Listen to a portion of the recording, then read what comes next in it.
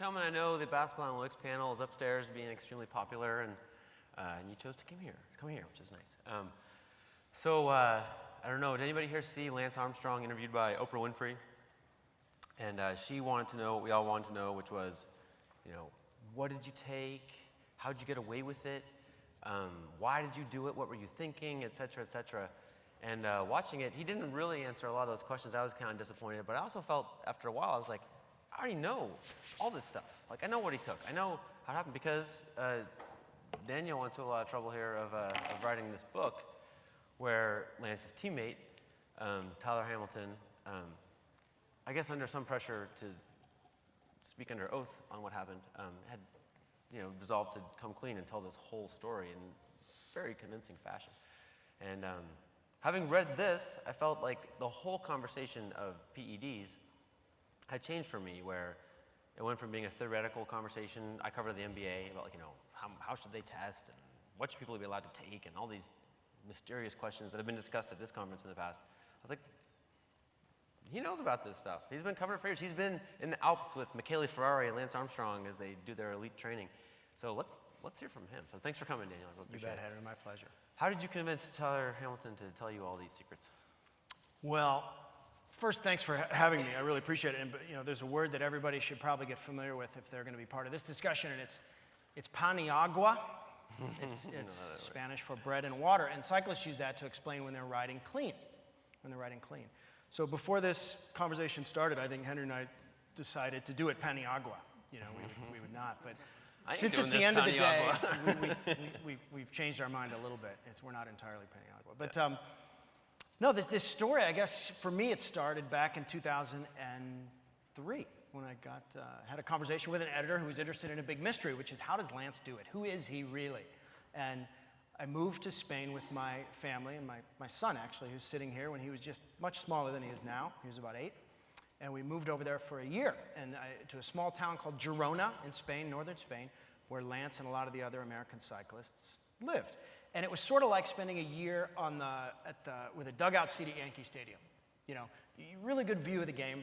You could sort of see inside the dugout. You could see some shadows in there. You could see some darkness in there. You could see some mystery in there, all of which I tried to capture in the book. That was Lance Armstrong's War. Exactly. So that came out in about 2005.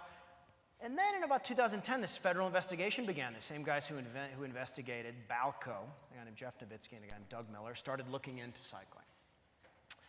Tyler Hamilton, Lance's teammate, who actually lived in Girona, all the streets are very narrow. There are these little apartments and sort of among them condominiums. And Lance lived downstairs. Tyler lived upstairs. Literally his neighbor, literally his right-hand man.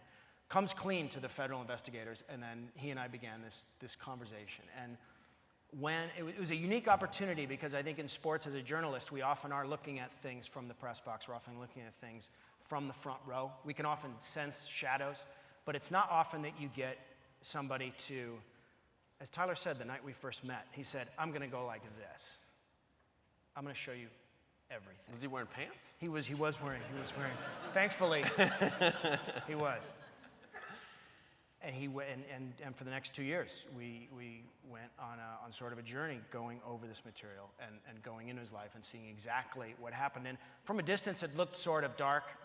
Up close, it was a really, really dark circus. It was like a psychological experiment that I think has some implications on all sports. It was what happens when you have modern athletes in a culture that's win at all costs, under a lot of psychological pressure, in a culture where it's not really clear where there is doping. That's what this was. It was an experiment to see how far people would go, and it turned out people would go pretty far. All right, so we've constructed a way to get the best of Daniel's anecdotes and knowledge as they would apply to other sports through a little myth busting, which has been a theme of this weekend, I find. First myth we want to tackle is that the testing works. The testing works. It's a very comforting thought as a journalist, as a fan. We sort of say, well, they passed all the tests. That was Armstrong's refrain for years, right? I passed. I'm the most tested athlete in the world. Well, from the inside, the cyclists don't really see them as drug tests. They see them as IQ tests. If you have a watch and a cell phone, if you have a watch, does anyone here have a watch and a cell phone? you can beat the drug tests. The testing in this era was approximately equivalent to where the NBA is right now. It was a handful of tests a year, mostly urine, not blood. What do you need to beat a drug test? It's a game of hide and seek. We think of the test as being like a cop going inside their body. It's really not that. It's a game of hide and seek, and here's how you can hide. You can literally hide. One day, Tyler Hamilton was at home with his wife in the kitchen, and the doorbell rang, and they said, oh, it's the drug tester, he's here. They didn't answer the door, they hit the ground, and they belly crawled out of the kitchen into the next room. Pretty high tech. Pretty high tech, pretty high tech. That's number one. Number two is you can minimize your glow time. You know, all these drugs have got a half-life in your body. It's going to last a certain amount of time. There's a drug called EPO. It's a blood booster. And originally, when EPO came out, the method of taking it, and a blood booster means it would give you more red blood cells, which are crucial in any sport with endurance, crucial in tennis, crucial in basketball, crucial in anything where you're really pushing yourself to the edge. And they usually would just inject it right into your skin, anywhere. And that EPO would stay in your body for a couple of days. Well, they developed an EPO test, so the response for the hide-and-seek game is to simply inject it into your vein. I love this quote, by the way. They took years and millions to develop the test, and it took Lance's doctor, Michele Ferrari, 5 minutes to develop a way to defeat it. It was just like, oh, that's their test? Then boom, small amount in the vein, good to go. Good to go. You can take it, and as true with many athletes, you can only be allowed to test between 11 p.m. and, say, 7 a.m. Those are the rules to protect the athlete. You know, the athlete unions often set up those rules. You can, at 11:01, you could microdose in your vein, and you'd be clear by the next morning. Same with testosterone, same with all this stuff. You can microdose it. And if you understand your glow time, you will not test positive. And the other way you can play hide and seek is by diluting your blood. If you're about to get a blood test, there was a time at the race where Tyler was getting blood tested. He had about 10 minutes, but that's all it took. He got a bag of saline. The team doctors hooked him up. Because in cycling, I should back up for a second, you test positive. It's illegal to have your hematocrit, your percentage of your blood volume that is oxygen-carrying red blood cells, over 50%. So the game became, how close can you get to 50? Can you get to 49.5? That'd be perfect, you know. But you don't want to go to 51, or you will test positive. A quick to intervene there. Yeah. They made this so they weren't able to test for the drug EPO itself. So they found a characteristic of your taking EPO would be high hematocrit, right? Exactly. Then when they said, if you're under 50, you're good. Right. You're not suspicious if you're over 50. That's, when they said that is when everybody had to dope, right? Because now they're basically saying, you know, you're fine if you're doping up to this level, and that's when the whole peloton got wicked fast. Exactly right. One of the people likened it to saying, you can rob the bank, but you can only take $2,000. Right, so then you got to take $2,000. So everybody's got to take $2,000. Everybody would get up to that point. Tyler was over 50 when they called to test him. He quickly took a bag of saline, which of course diluted his blood, diluted his percentage of red blood cells, and he got back down into the safe zone. You just need about 10 minutes. You just There's this need... story about smuggling in, like, they came to test Lance, and the team was like, oh, test this other guy first. And like, during that little intervening 5 minutes, they literally went out to the car, got a bag of saline, under the trench coat, into the hotel room, into Lance's bloodstream, and he passed the test. And he passed the test. It is a game. It's a sport, really, in a way, that rewards people who are organized, people who are businesslike, people who are smart. And that's the other thing that was sort of interesting about seeing this process up close. Doping actually makes you more businesslike about your sport. It makes you more organized. You know, as an amateur athlete and as a young professional, Tyler Hamilton, you know, grew up as a skier. He as a young, successful cyclist at the NCAAs, he had a short, successful pro career before he got into doping. And he was like a typical athlete. He would hope he had a good day. You go out, you eat your breakfast, and you hope you're good today. You know, it's that same hope that we've all had as athletes, where you don't know what's going to happen. Anything could happen today. I could be on or I could be off. But when you go into doping, you know. When you go into doping, you know. And when you know exactly how much power you want to produce, you know exactly where your blood is at, you know exactly where your recovery is, and it becomes much, much more businesslike of a mentality. Okay, myth number 2, expressed by many people here. Who cares? Just let them dope, and then it's a level playing field. Right. Let them go. That's what I used to think, before I got into this, because it's a natural thing when you see it from far away.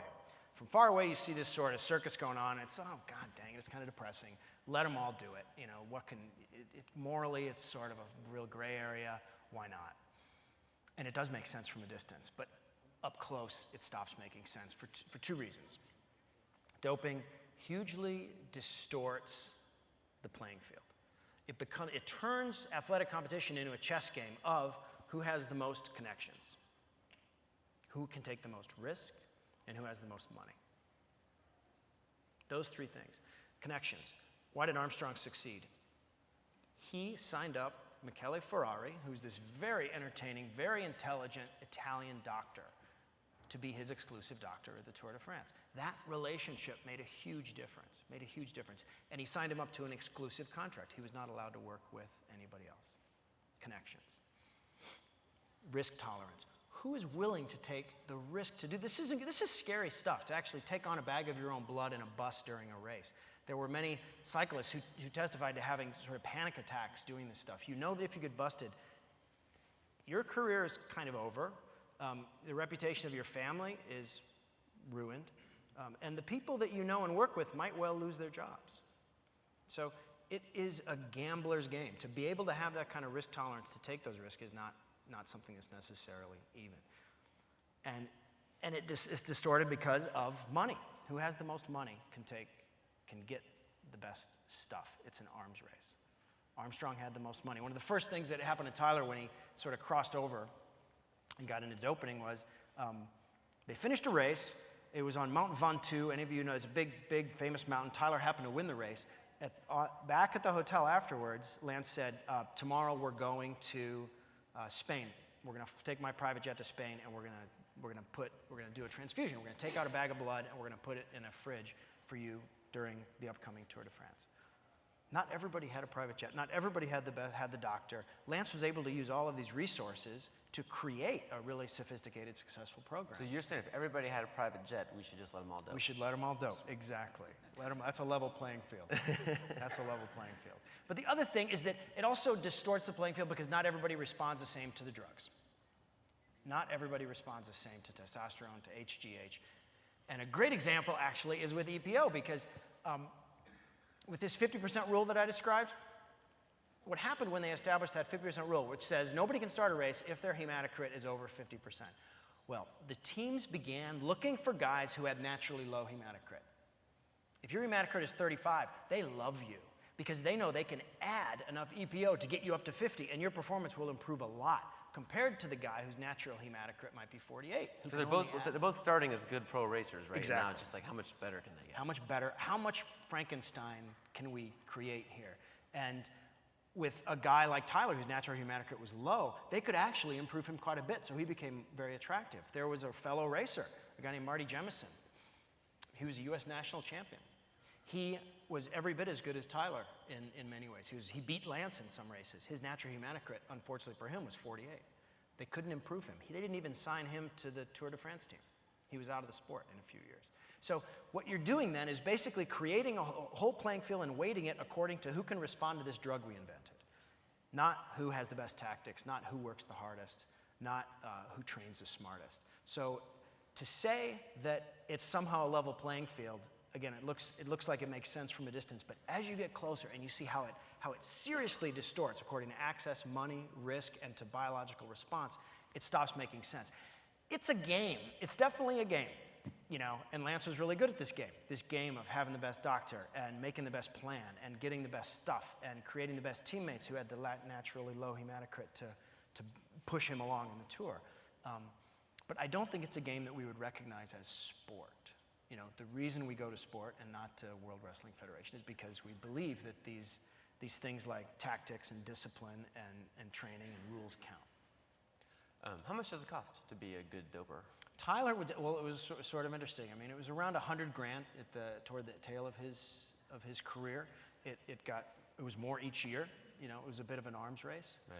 There was a Spanish doctor he began working with who charged him 30,000 euros to use a special freezer. Siberia. Siberia, it was called. It was called Siberia. And he worked with just a few cyclists. And Tyler, in telling this story, was very entertaining because it's like when the dirty doctor tells you you have to pay $30,000, you just kind of do. You know, you can't actually go to the AMA and say, is this a fair price for having my blood stored in a fridge in Madrid? So it becomes, it's a circus. It's a circus. in an NBA context, I think about, we know that the best high school players can pretty much come straight from high school. I mean, by rule they can't, but we know that they can come and compete in the NBA immediately. Yeah.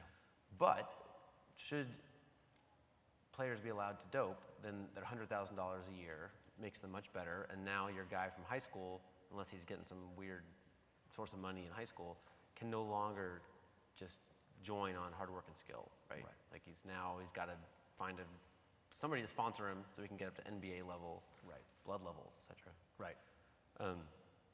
Myth number 3, dopers are immoral jerks looking for any edge. That's a good myth because Lance is kind of a jerk. He's a little bit of a jerk. He's a little bit of a jerk. And I sort of believe, and that's the way we respond, I think, when A-Rod tests positive, that guy's a jerk. Barry Bonds, that guy's a jerk. Roger Clemens, that guy's a jerk. And that's a natural response to have as a journalist or as a fan.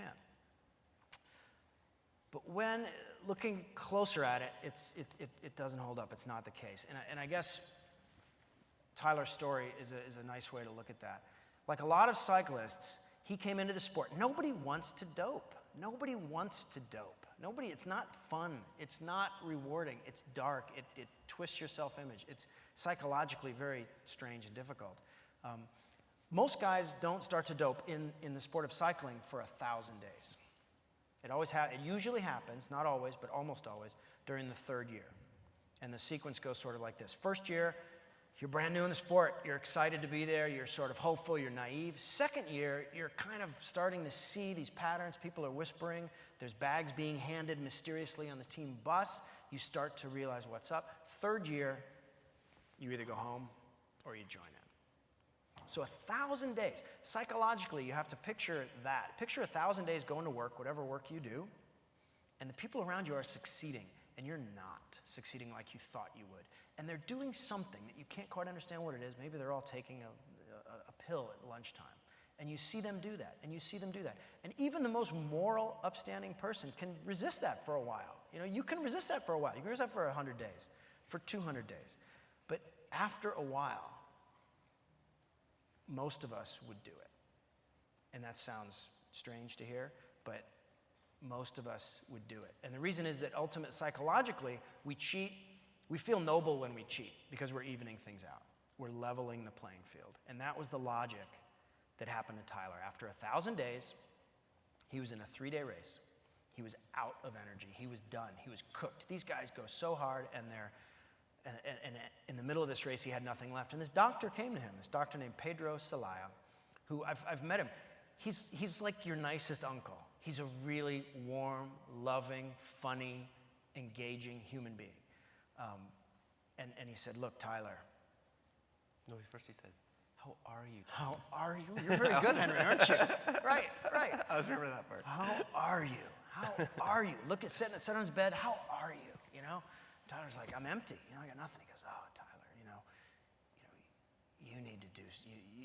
You really need to take care of yourself. I see how you are. I feel how you are. You need to take care. This is for your health. And he has a head like a vest, like a fly fisherman would have, and he opens up a pocket. Is that considered fashion-wise okay in cycling? In Spanish medical field, yes, okay? It is actually, yeah. That part jumped out to me a little bit. That's right. This guy's wearing a fly fishing vest? Pulls it out and this little red pill of testosterone and says, look, you don't want to get tested in the next couple days, but you'll be safe, I promise.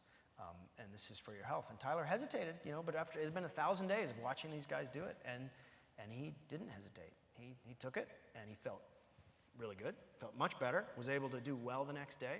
And from that moment on, there's no going back.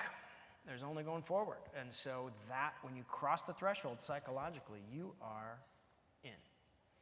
And there's nowhere to go except to sort of continue the arms race from the red pill to the syringe, to the bags of blood, to the multiple bags of blood, and deeper and deeper and deeper. And psychologically at the time, it makes perfect sense. You feel like a professional. He said it felt like a badge of honor, actually, a badge of honor. I am a true professional in this sport that I've been trying to succeed at. And Pedro sent that message too, like, you have a chance. And that's what he told him. He said, you have a chance to ride the Tour de France. You have a chance. And the best guys on the team are the ones that got the little bags on the bus. That's right. It was like it was not a secret. You could see it. If you got a little white lunch bag filled with your recovery products, you were on the A team, and that's what he wanted. What do we know? What can we speculate about what would have happened had he not agreed to take that pill that day? Well, it's interesting. We don't have to actually, because there were 4 guys in an apartment that they shared, and 2 of them, the younger 2, as it happened, decided to get on board. The older 2, who had both graduated from college, who both had other options, decided not to. They had the same opportunity with a Ziploc bag with stuff, and they quit the sport. Right. They quit the sport.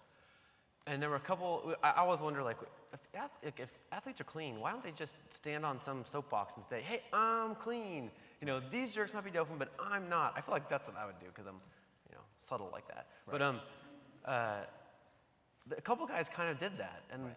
Lance Armstrong hunted them down essentially, right? Well, there's a word that they use in cycling, and it's omerta, and it sort of comes from the mafia term for silence, and that's what it was. That was the culture of cycling was about being tough, was about Right. being strong, and anybody who spoke out they called it spitting in the soup.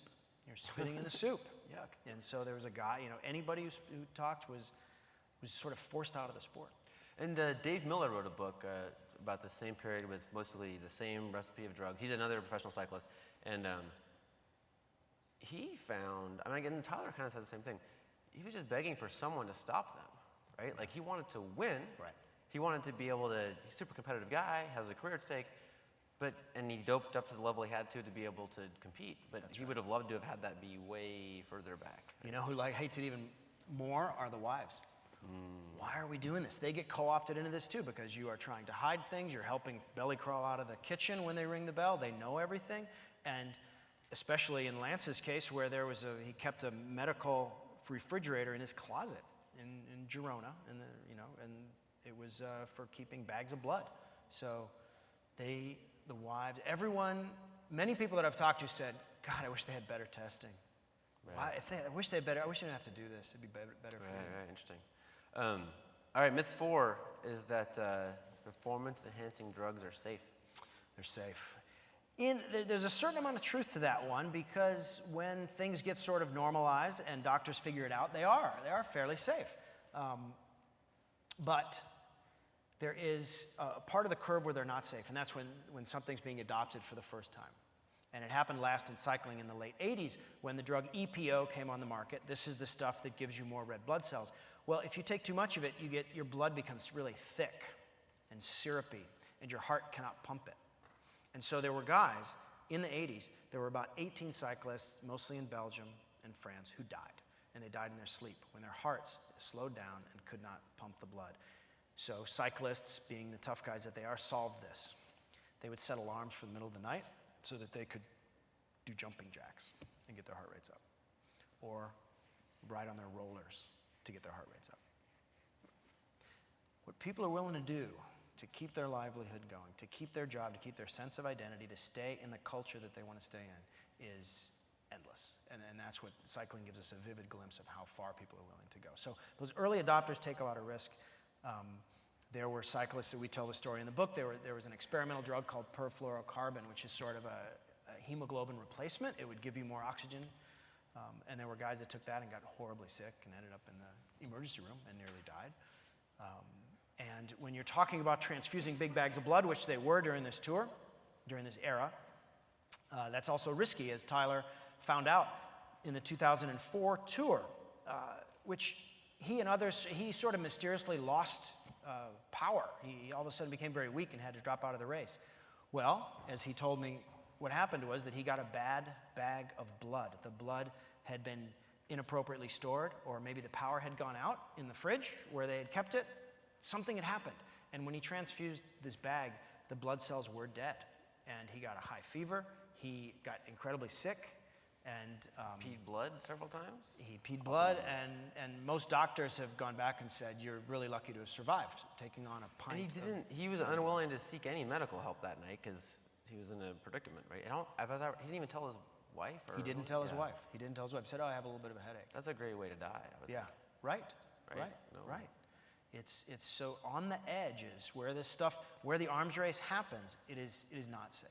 It is not, to say that there aren't health risks is not true, because you're always going to be pushing out to the edge. There was a story that Tyler tells about an amateur cyclist. No, it wasn't amateur, it was a Division III sort of lower level cyclist in Spain who didn't have much money, and so he used dog's blood to keep going. It doesn't sound like a good idea. And he never was, you know, didn't work out so well for him. So people, you know, when you're in this, when you don't know what your rivals are doing, and the people organizing the sport aren't clear about preventing things, and you can't trust anything, human beings will continually push out that edge to an unhealthy place. That's a pattern. So, you know, big doses of EPO, and we don't know much about it. Dog's blood, perfluorocarbons when they're brand new. These are clearly dangerous. But what about, like, you know, testosterone is prescribed to millions now. You know, FDA approved, manufactured in known facilities, etc. What gives? Why is that really dangerous? I don't think it is. Not if it's controlled. It's not. You know, it's not. Which is why there's an interesting gray area around some of these things. What is recovery and what is enhancement, and what is therapeutic and what is enhancement? And it's a worthy debate of having. Unless it's illegal to take it, and then we simply have, well, in the rules of this sport, we're not going to permit that. Right. So here's how I've cooked up my homespun theory of, like, Oh, good. why is this thing allowed, not that thing, right? Actually, in this room, I think a few years ago, they had to think about basically the technology is there to give a pitcher a robotic arm, and you could throw like a 400-mile-an-hour fastball. Like, I think we know we don't think that's okay, right? Like, well, why not? Meanwhile, all these things are legal that totally enhance performance. Like, I'm on lots of caffeine right now. But I've thought about this, and I really think the answer is, like, sports fans are the only audience that matters, right? They pay all the bills for the sport eventually, and they want to root for something they understand. Right. So, like, when they understand testosterone and it's available to them, and they know somebody's used it, and they know the rigmarole, and they understand robotic arms, like, as these things become used by tens of millions or, you know, more, that's when they go on the list of approved things. Right. Does that standard work? Right. I think that's fair to say. We're, you know, and it's a cultural definition of what we want to allow, what we don't want to allow, and it's a debate that we're all sort of having to thrash through right now. But it's interesting to think ahead a few years and think where it's going to be. All right, myth 5, sports ought to police themselves. Right. That's, you know, that creates, it makes a certain amount of sense that they should be able to. However, that creates some really, as Cycling illustrated vividly, some untenable conflicts of interest. And it was most vivid in 2001. Lance had a test. They used to, for the test for EPO, when they started this test for EPO, there was sort of a gray area where they would sort of detect it, but it wasn't quite high enough to trigger a positive test. So it was a race called the Tour of Switzerland in 2001. Lance had a test that was highly suspicious. Well, what happened next was really interesting. The lab got a call from the UCI, which is basically the NFL, the NBA, the league. The UCI is the league of cycling. And they said, look, we want you to set up a meeting with Lance and explain to him why this test was suspicious. And so you had the situation, essentially, Barry Bonds getting a call from Bud Selig saying, dude, you know, we want to inform you about this problem that you've got. You're sort of close to the edge here. You need to fix this. And essentially, you have a situation where it's the fox, of course, guarding the henhouse, where you have a place that is cashing the check for the TV money, whose fate is intertwined with the success of the Armstrong story, who's in charge of policing Armstrong. And that's, you know, in retrospect, sort of just as crazy as having any league police its stars. It doesn't work. And it got to the point where Lance's relationship with the UCI was so cozy, there was a moment in 2004 where Tyler Hamilton beat Lance on a really important climb. It was back at Mount Ventoux, this huge climb. And They're Lance, teammates. They were rivals at this point. Rivals, They were okay. rivals. It was 2 weeks before the tour, and a pre-tour race, and Tyler thrashes Lance by 1:43. That night, Tyler got a call from the UCI for the league. You got to come in. We got to look at you. It was a highly unusual call. It turned out Lance had called the UCI. Lance had called the commissioner of cycling, the president of cycling, and the president of cycling called Tyler and said, you have to come in. So you have a thing where one star is taking down another, essentially narking on him, to bring him in. That kind of influence is what happens when you have these sort of structural things get enmeshed. To have the policing and the promoting arms be the same arm is sort of insane, because I don't think you can either say these people are crooks, or you can say they're sort of crooked, but they were put in a very difficult position. They were put in a very difficult position of having to police their sport and also try to promote their sport. That story is one of the dirtiest stories, I mean, of this, the Lance saga to me, but so the guy won 7 tours, and the question is, the chemicals in his body, like how did they help him win these tours he might not have otherwise won? But then the second one is, how many of his rivals were not competing because of something like that, right? I mean, Right. many of them got busted during that period by the UCI, right? And who knows if Lance was like, and who knows if if he was making similar calls about other guys. Right? That's right. That's right. And there are a lot of the cyclists who do believe that he did that, and there's no way to disprove that. But I guess the larger lesson that I would draw is when that level of cheating is happening, there's no reason not to. There's no constraint at all. Why not? If you can call a commissioner to take out your rival, that's in Lance's world, that's what you do. Win at all costs. So in a little bit, we're going to get to your questions. First, I'm going to make Daniel squirm, I hope. I got a bunch of ridiculously hard questions that might get him sued, and I'm gonna just hammer him with them really fast. But before we get to that, can you just tell the story of Dave Zabriskie really fast? I feel like this is an important anecdote. Yeah, it is. And in a way, Dave Zabriskie was a kid from Utah with great natural talent who came to Europe and signed on with U.S. Postal. He had come from sort of a difficult family background. His dad had a problem, had some substance abuse issues, and spent some time in jail. And for Dave, as with a lot of these guys, sport was an escape. It was his escape from his difficult childhood. And he finally got to his 3rd year in the sport. And the coach of the team came and said, look, we believe in you, but you need to be healthy. You need to be healthy, Dave. And we're going to set you up with some things that will help you get healthy, like EPO, like testosterone.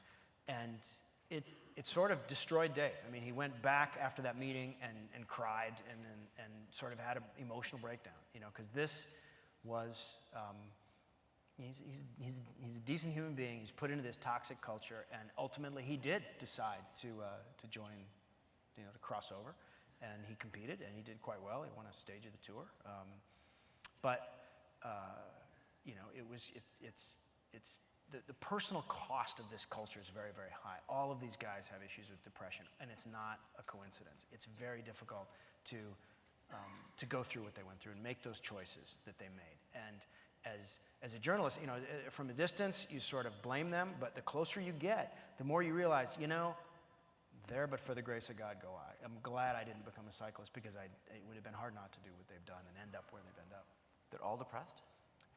Ulrich spent time in a clinic. Tyler Hamilton's seen somebody for clinical depression. Lance is in therapy. Floyd Landis has been through depression. Imagine if all of your accomplishments and your identity were based on a syringe and a pill, and you had to basically lie to your parents and then expose that lie. It's rough. Wow. It's a rough sport. All right, here we go with the difficult rapid fire questions. How dark is this? Let's go even, this is like the dark finish to the conference. I'm just selling it big. Yeah. All right, true or false? Lance should do time. Tyler's a good person to answer this, and I've asked him that too, because here's a guy who's got We're one question and you're ducking already? Taken up. I am. That's right. That's right. I don't think so. I mean, personally, I don't think so. I think I kind of agree with Tyler. He deserves to have every bit of the truth exposed, and that is the price of this. Did he keep his tour titles? No. Okay. No, absolutely not. But no, as far as going to the big house, I don't think that solves anything. In fact, I think that sort of anti-solves things. What percentage of NBA, NFL, and MLB players do you suspect are cheating right now? Higher than anybody thinks. That's what I would say.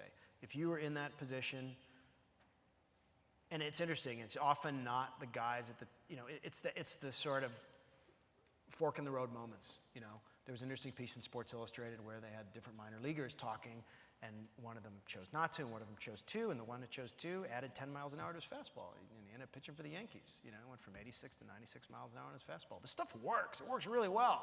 It works really well. And if you've got a culture that's win at all costs, if you don't have strong enforcement, and right now in Major League Baseball, they do 3 to 6% of the tests are out of season. 3 to 6% are out of season, and they have notice on a lot of the tests. They get informed beforehand. So essentially, they don't have testing. And they still catch people. Right. You are a bicycle rider yourself. A little bit. You know all about this stuff? Yep. Ever tempted? Ever tempted? No, actually, I'm not good enough to be tempted. If I was better, I would be. Or more be evil. Tempted. That's right. Yeah. That's right. Now, I know there was one of the. There's a guy named Dr. Michael Ashenden, who's a staunch anti-doping advocate. He's a scientist. He helped develop the EPO test. He's Australian, and he always had. He recently said, if I'd been a cyclist, I would have done it too. How would Michele Ferrari do as the anti-doping, leading an anti-doping program? That's great. He'd be great. Would he do it? He would. I don't know if he would do it. He has too much pride in his work. I mean, this guy is. He had so much fun doing this. If you can imagine they used to call him Dr. Evil, but he'd sit at his television set and he'd have a stopwatch and he would be basically controlling who won the tour. He would be in control of this massive worldwide event with millions of dollars at stake, and he would know exactly, what was going to happen before it happened. So he had this great position of tremendous power, and he loved it.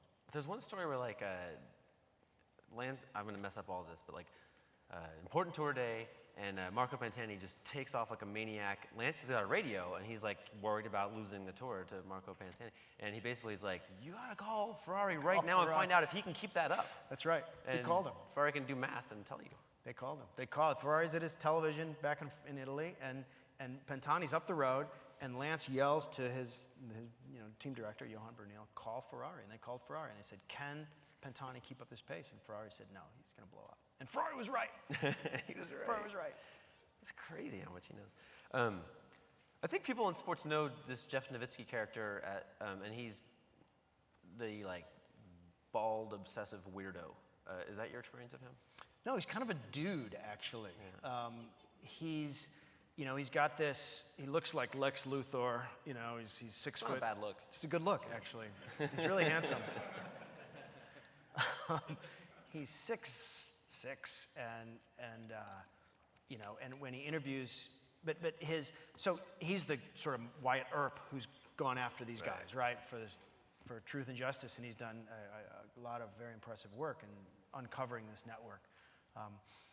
But his reputation is that he is this sort of straight backed sheriff. But in fact, he's kind of a mellow guy and very down to earth, sort of a suburban dad. I mean, is the way I would sort of think of him. But he believes in truth and justice, and that's why he's done this. And it's been really interesting to see the people who ended up making this avalanche happen. I mean, this didn't have to happen. A year ago, Lance was still on the cover of magazines. He still had his 7 tour titles. This avalanche that's happened in the last few months has been totally amazing. And that's because of people like Jeff. It's because of people like Betsy Andreu, who's a Michigan housewife and wife of a former rider who helped sort of spread good information about this, because of Floyd Landis, because of all this group of people that sort of stood. Notably slim, Betsy Andreu.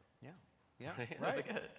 One of the stories is Lance called her fat, and then in the Oprah interview, he wanted to be very clear that he did not call her fat. Yeah. You mentioned depression. There's a moment, the most depressing moment in this book is when Jeff Nowitzki is building his big investigation, and he's done his homework, and he's got everybody lined up, and they're going to expose everything, and then for reasons that I hope you know, maybe now, post-book, they just drop it.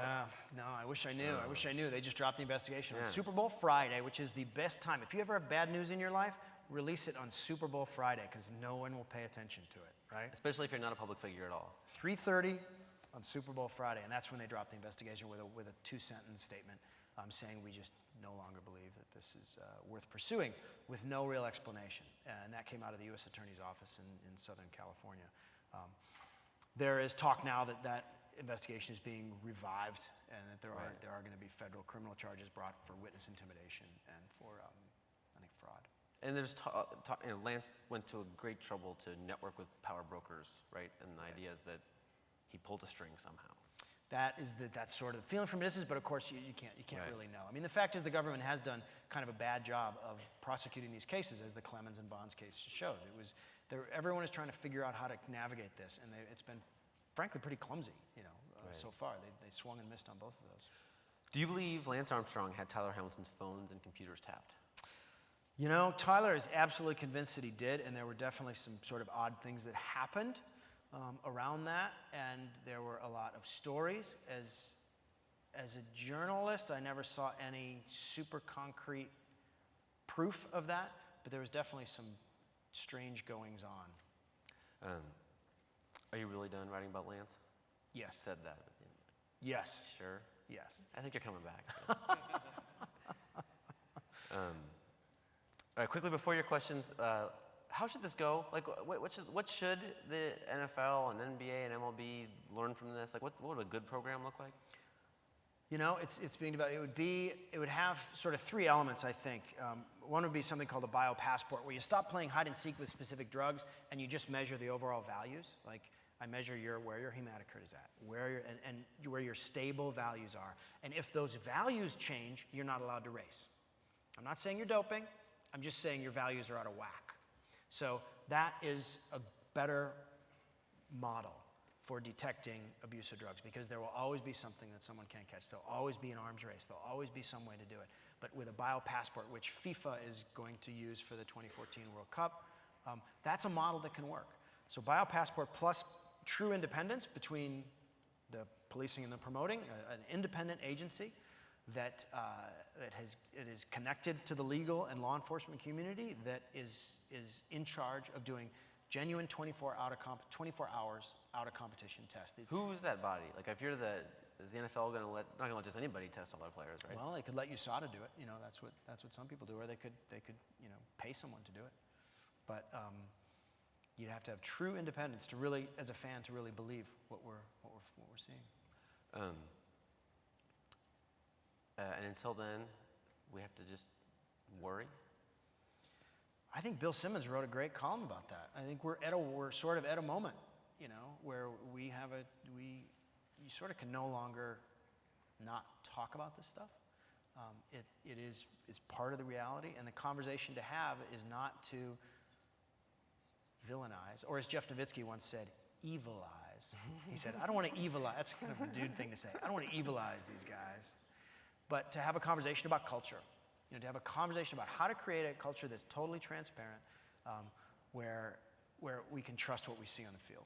And that's, there are some cycling teams. Garmin, which is run by a former Armstrong teammate, is sort of trying to create that. And one of the ways they do that is to bring the old abusers onto the team. So you have these guys like David Miller, who you mentioned, who are on the team along with the young guys. And so they can be mentors in this world. Actually, there's a key point here, too, which is cyclists don't have a union, whereas these major North American sports do. Right. They have been very successful in resisting good testing because the union doesn't want it. Right. I mean, I've talked to people in a situation, they're like, they just can't see why you'd want good testing.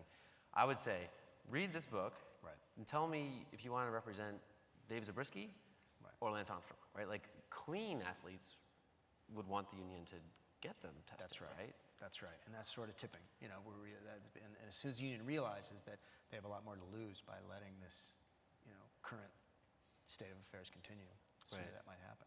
Right. How are we doing? Is it question time? There's Jeff Nowitzki right now. He's everywhere. He's everywhere. Thanks, man.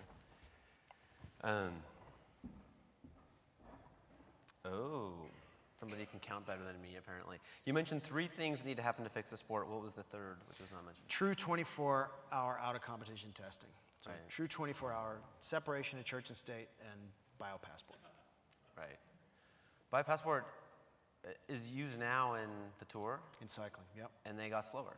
That's right. It's slowed down quite a bit. The guy who won, there's a famous climb which some of you might know called Alpe d'Huez. It's a 8-kilometer climb, big famous climb. The guy who won it last year would have finished 20th in the year 2001. So it's slowed down. It's slowed down a lot. And it's actually a more entertaining race. Does anybody watch the Tour? When Lance was winning, how fun was it to watch? It was fun to watch him win. But how fun was the tactics? How fun was the racing? it was like watching a diesel engine go down a railroad track. I mean, he was always in front. He was always the strongest. He always won the big stages. There was never any doubt. And that isn't what we go to sports for. We go for these sort of human performances. And that's what we've seen in recent years, is a return to somebody has a great day, and their day after that, they actually have a terrible day because they spent everything the day before. And that's kind of cool. Right. What's Tyler's opinion of fixing the sport? He believes the same thing. He believes strongly more Nowitzkis need to be part of it. Nothing scares athletes like a big bald man with a badge and a gun. Book it. That is what, that's his opinion. And they really, really need to make that happen. And to stop villainizing, they need to have a truth. They need to have what they have in South Africa, actually, which is a truth and reconciliation period, a month-long period where everybody can come in and tell their worst stories about what happened and these sorts of stories. You know, Tyler was at the top of the sport in a remarkable place, and we're able to tell his story, but in this book, but there's a lot more Tylers out there, and there's a lot more people. In response to all this prosecution hanging over Lance's head, he's been talking up this Truth and Reconciliation Commission big time, but he really wants it to be international and not U.S. And what is going on? What is this tactic there? I don't get that. He doesn't, Lance in some ways is a very simple guy, and he doesn't want to get beaten by Travis Tigert, who is the head of USADA. He doesn't get along. It's personal. It's essentially personal at this point, which, it's sort of, at this point, it's sort of like watching a cornered, tiger or something. He's got no place to go. Right. Considering the close calls Tyler had and others had with bad blood, how much was Tyler's incentive to speak based on the health of future riders? Not much. Not much. I mean, I think he cares about it. I think it was important, but his main incentive was the feeling that all this was going to come out.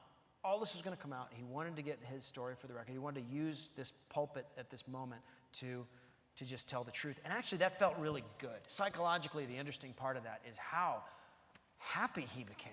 Like it is really hard to walk around with a massive secret in your life. And there's no bigger secret than having, a huge doping secret at the center of your life. And, where you've lied to your parents, you've lied to your friends, you've been living in this dark landscape for many years. And he said it was like taking off a 1,000-pound backpack. There were times during the reporting of it where he would be almost giddy, like a kid. He felt like he was starting his life over again. So there was actually kind of this inspiring part of it where telling the truth is a great sort of redemptive quality to this moment that I think is a little underrated. In terms of feeling, like demonstrating his shame, can you, if you can remember all the details, like how when he got an EPO vial, like he would go through like 50 steps to get rid of it so that no one would know about it. Can you explain? Right, okay. So, EPO is a small, clear, comes in little vials, and they come in a little cardboard box with usually about 6 of them in there, and you'd get a box from you'd say, go to the doctor, and he'd give you the box. Well, Tyler would get the box, and then his first move would be to take all the vials out, and then he would soak the cardboard in water, and then he would tear it up in little pieces, and then he would flush that. And he would peel there's sticky little labels on the vial which said Eprex or Amgen or, whoever made it, EPO, and he would scrape that off with his fingernail, and they'd be these sticky little balls, but Tyler's he's sort of a slob, and so sometimes he'd be out or maybe be doing an interview, and he'd look down and he'd see one of those balls stuck to his shoe or in the cuff of his shirt. Literally wearing like an EPO label. He's wearing an EPO label around town, right? Yeah. Then he would use the EPO with a set of syringes. He would keep it in the back of it had to be refrigerated, which made it very complicated. You would have to keep it in the back of the fridge behind the vegetables, wrapped in a foil usually, so it looked like leftovers.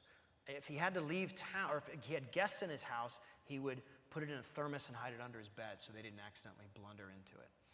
When a vial was empty, he would wrap it in paper towel, smash it with a shoe or a hammer against a granite floor, and then soak all the pieces under water to make all the paper wet, and then try to flush those as well, or throw them in the garbage and cover them with coffee grounds and vegetables, and then try to dispose of the garbage in a safe place, like I'm going to drop it at a gas station or something like that. Right. So it's like 50 steps. It became this huge, this is all the time. Stressful, and each step you could get busted on, and it was incredibly, incredibly stressful. So a lot of guys, just wouldn't take it that far, right? You just sort of quit. We should detour quickly to tell the Moto Man story. Oh, the Moto Man story, right. you know, it was an interesting moment in cycling in 1999 because the previous year there was a big scandal. The cops, there was a car that was pulled over at the border that belonged to a team called Festina. And in that car, they found basically a couple pharmacies worth of medical products, EPO, testosterone, growth hormone, lots of stuff. It became a big scandal. So the following year, 99, which was Lance's first year back, every team was faced with a question. Do we risk it? Because we could get arrested bringing this stuff in. Or do we not? Most teams chose not to. Lance decided to risk it. He had just recovered from cancer. He felt like this was a great opportunity. This was a market opportunity, essentially. And so he decided, he had a gardener whose name was Philippe. And Philippe trimmed roses and worked at a bike shop. He was kind of a handy guy, and Philippe rode a motorcycle. He had this red motorcycle, like a crotch rocket kind of motorcycle. And Lance paid Philippe a fair amount of money to carry EPO on his motorcycle and follow the tour. So the tour is like following the Super Bowl. There's basically 500,000 people that go to a different town in France every day. And Philippe would be there in his motorcycle. And they gave him a secret phone. And whenever they called the number, Philippe, make a run. Philippe would show up, hand it off to a mechanic who would bring it on the team bus. When they finished the stage, it would be waiting, usually inside their shoe, inside their street shoe. They'd quickly inject it, and it's not very much. It's just a sort of a pencil eraser amount is what you need. They'd quickly inject it, and they would take the syringes. At the time, there were 3 guys on the team who were sharing Philippe, and they would drop them in a Coke can, crush the Coke can, put it in a backpack of a mechanic, and the bus would be surrounded with people and surrounded with cops, and the guy would just walk out with the Coke can at the bottom of his backpack. It was simple. It was simple, and it worked. And you called Philippe. It worked really well. I did. And he said something about a Rolex or what was this? Oh, yeah, that's right. They had to pay him. At the end of the tour, and this is kind of the ethos of this thing, you know, they were playing a game. And Philippe was a huge part of the team. And so at the end of the tour, there's a big party at the Musée d'Orsay, which is right by the train station in Paris, this beautiful museum. And they're in this glorious place. And Philippe comes. They have Philippe come, and they give him a Rolex. Thanks for being on the team.